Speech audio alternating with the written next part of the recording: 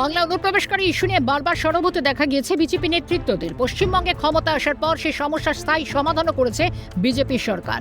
এবার বিস্ফোরক অভিযোগ নিয়ে সরব স্বাস্থ্যমন্ত্রী শারদত্ত মুখোপাধ্যায়।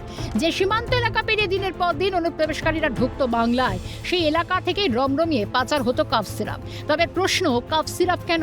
বহু কাফ সিরাপে কিছু কিছু ওষুধ দেওয়া থাকে যেগুলো রোগীদের আচ্ছন্ন করে দেয়, অল্প নেশাও হয়। নেশা দ্রব্য হিসেবে কফ সিরাপের ব্যবসা চলত এপার ওপার বাংলায়।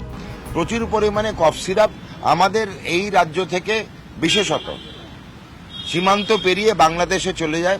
বাংলাদেশ নাকি মুসলমান দেশ বলে নাকি সেখানে মদ্যপান এবং নেশা করাটা হারাম, কিন্তু হারামের কতটা যে হারাম হতে পারে সেটা আমরা দেখতে পেয়েছি। কারণ আমরা জানি পার্শ্ববর্তী বর্ডার এরিয়ায় প্রচুর এই চোরাচালানকারীরা আছে, যারা বিভিন্ন কফ সিরাপ এই পার থেকে ওপার করে। এর মতো ভালো ব্যবসা আর হয় না, কারণ কফ সিরাপের নেশা পশ্চিমবঙ্গে তথা ভারতবর্ষে অনেক অনেক কম। কারণ এখানে মদ্যপানটাকে আমরা দুটো রাজ্য ছাড়া পুরোটাই কিন্তু আমাদের এখানে লিগ্যাল, আইনি, বেআইনি নয়। কিন্তু সারা বাংলাদেশে মদ্যপান করাটা বেআইনি। তা লোকে নেশা করে কিসে? না কফ সিরাপে করে। অনেক মুসলিমপন্থী দেশে, মুসলিম সংখ্যাগরিষ্ঠ দেশে দেখতে পাবেন কফ সিরাপের নেশা প্রচন্ডভাবে চলে। কফ সিরাপের নেশা মুসলিম দেশে প্রচুর চলে। তবে বর্তমানে কফ সিরাপ বিক্রিতে বড় নির্দেশিকা কেন্দ্রের। প্রেসক্রিপশন ছাড়া আর কেনা যাবে না কোনো সিরাপ। কেন্দ্রের উদ্যোগকে সাধুবাদ জানিয়েছেন স্বাস্থ্যমন্ত্রী শারদত্ত মুখোপাধ্যায়। কফ সিরাপের ব্যাপারটা আছে, অনেক কফ সিরাপের মধ্যে কিছু কিছু ওষুধ দেওয়া থাকে যেগুলো একটু রোগীদেরকে আচ্ছন্ন করে ফেলে। সেই আচ্ছন্নতার জন্য যদি কোনো রোগীর কোনো রকম অসুবিধা হয়, সেই জন্যই এই সতর্কতাটা ইউজুয়ালি দেখা যায়। আরও কিছু আছে কফ সিরাপ যেগুলোতে হালকা বা অল্প বিস্তর নেশাও হতে পারে। এই দুটি কারণে এই বিজ্ঞপ্তি হওয়ার সম্ভাবনা, এবং আমার মনে হয় এই বিজ্ঞপ্তি কেন্দ্রীয় সরকারের স্বাস্থ্যনীতি অনুযায়ী, এবং আমার মনে হয় এটি ভালো নীতি বা ভালো বিজ্ঞপ্তির সূচনা। হাজার একটা বিজ্ঞপ্তি দেওয়ার পরেও তো অ্যান্টিবায়োটিক্সের বিক্রি বন্ধ করছে না। সচেতন তো মানুষকে হতে হবে, সচেতন সরকার হচ্ছে, সব মানুষের মধ্যে সচেতনতা কোথায়? এছাড়াও রাজ্যের গ্রামীণ হাসপাতালে পরিকাঠামো নিয়ে উদ্বেগ প্রকাশ করেন তিনি জানান, বহু গ্রামীণ হাসপাতালে ডাক্তারের সংখ্যা খুব কম। তৃণমূল জমানায় স্বাস্থ্য খাতে নিয়োগেও দুর্নীতি হচ্ছে।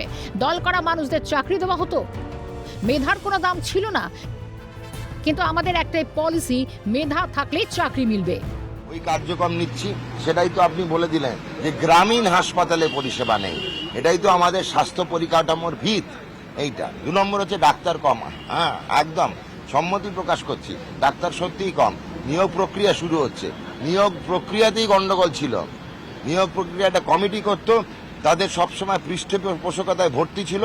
কাকে দেবো খুঁজতে এই সময় চলে যেত, নিজের ইচ্ছে মতো পেত না। এই কাকে দেবো ব্যাপারটা চলে যাচ্ছে। এবার সবাইকে দেবো, যার মেধা আছে তাকে দেবো। ওখানে ছিল যে আমার দলে আছে তাকে দেবো। এটার মধ্যে তফাৎ না। এখন পলিসি আছে যার মেধা আছে তাকে চাকরি দেবো। শারদত্ত মুখোপাধ্যায় বলেন, আয়ুষ্মান ভারত প্রকল্পের দ্বারা বহু মানুষ উপকৃত হবেন। আগে সরকারি প্রকল্পগুলিতে ভেন্ডার যে মান্যতা পেতেন না বাংলার মানুষ। জনকল্যাণ প্রকল্প মানুষকে অনভিকৃত করে না, সবাইকে অল্প বিস্তর উপকৃত করে।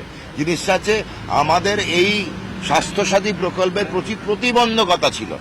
আপনি স্বাস্থ্যসাথী নিয়ে দক্ষিণ ভারতে, যেখানে বাঙালির মনে করে চিকিৎসার পীঠস্থান, সেখানে গিয়ে কোনো পরিষেবা পেতেন? হ্যাঁ কি না? সাংবাদিক ভাইকে বলছি, পেতেন না। সুতরাং সেটাই হচ্ছে প্রতিবন্ধকতা। তো আমাদের এইগুলো পেরিয়ে একদম অনন্য স্বাস্থ্য জনকল্যাণ স্বাস্থ্য পরিষেবা বীমা আয়ুষ্মান ভারত এর মতো হয় না। বিশ্বের সর্বাধিক গ্রাহক এখানে এর মধ্যে আছে, সর্বাধিক ব্যক্তিকে পরিষেবা দেওয়া হচ্ছে। 60 ও ঊর্ধ্ব এদের 10 লক্ষ টাকা পরিষেবা রয়েছে। এক সপ্তাহ হয়নি স্বাস্থ্য দপ্তরের দায়িত্ব পেয়েছেন ডক্টর শারদত্ত মুখোপাধ্যায়। এরই মধ্যে স্বাস্থ্য খাতে উন্নয়নের ব্লুপ্রিন্ট তৈরি করা হচ্ছে বলেও জানান তিনি। সরকারের পালা বদলে এবার বাংলার স্বাস্থ্য পরিকাঠামোর অভূতপূর্ব পরিবর্তন হতে চলেছে মত বিশেষজ্ঞ মহলের। ক্যামেরায় জাকির সিং এর সঙ্গে সুদীপ্ত পালের রিপোর্ট, কালকাটা নিউজ।